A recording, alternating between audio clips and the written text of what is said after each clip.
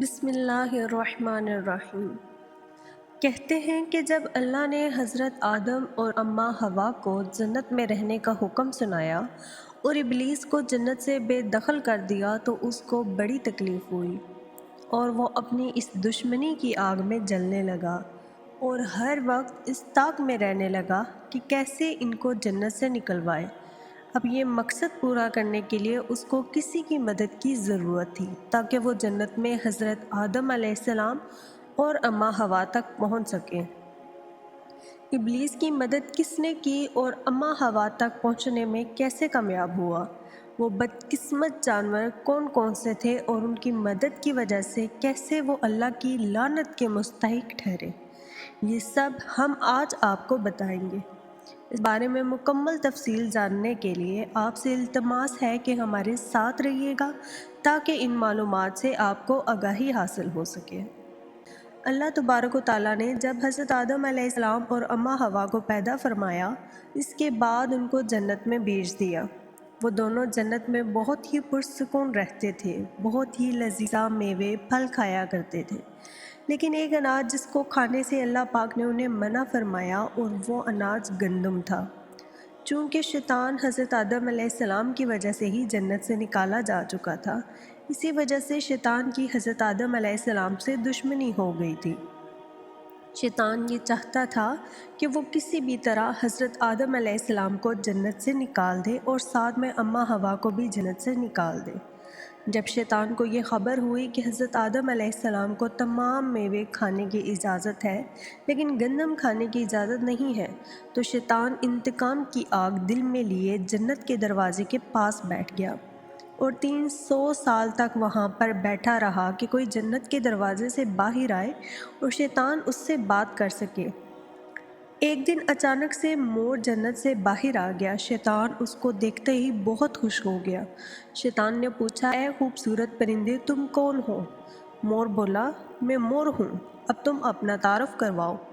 شیطان نے جواب دیا کہ میں عالم کروبیہ کا ایک فرشتہ ہوں، میں اللہ پاک کی عبادت سے ایک پل بھی غافل نہیں ہوں، میں چاہتا ہوں میں جنت میں جاؤں، وہاں کی نعمتوں کا اپنی آنکھوں سے مشاہدہ کروں۔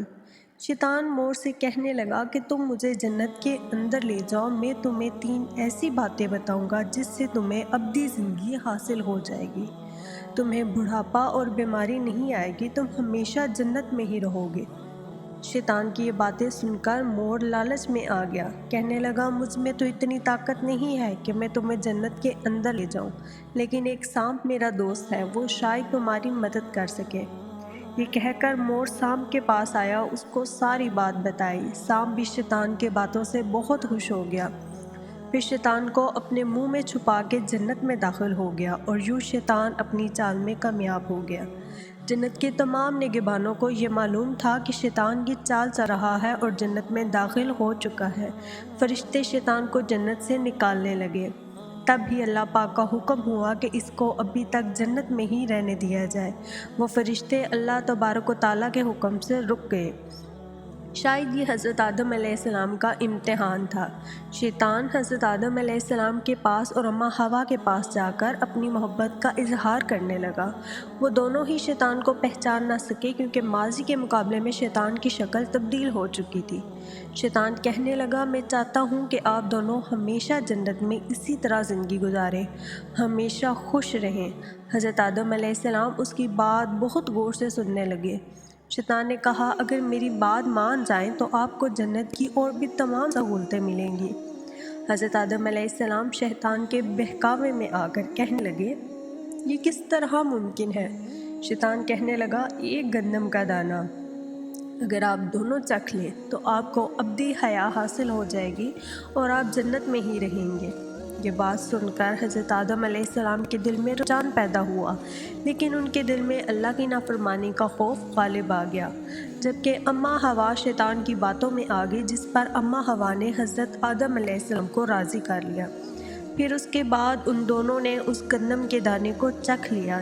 جیسے ہی گندم کا دانہ ان کے اندر گیا تو دونوں کے ستر واضح ہو گئے، جس کے بعد دونوں اپنے اپنے ستر چھپانے لگے اور خوف خدا سے کانپنے لگے۔ اسی دوران اللہ تبارک و تعالیٰ نے فرشتوں کو یہ حکم دیا کہ حضرت آدم علیہ السلام اور اماں حوا دونوں کو زمین پر اتار دو۔ حضرت آدم علیہ السلام کو سری لنکا کے قریب زمین پر بھیج دیا، جبکہ اماں حوا کو جدہ کی سرزمین میں اتارا گیا۔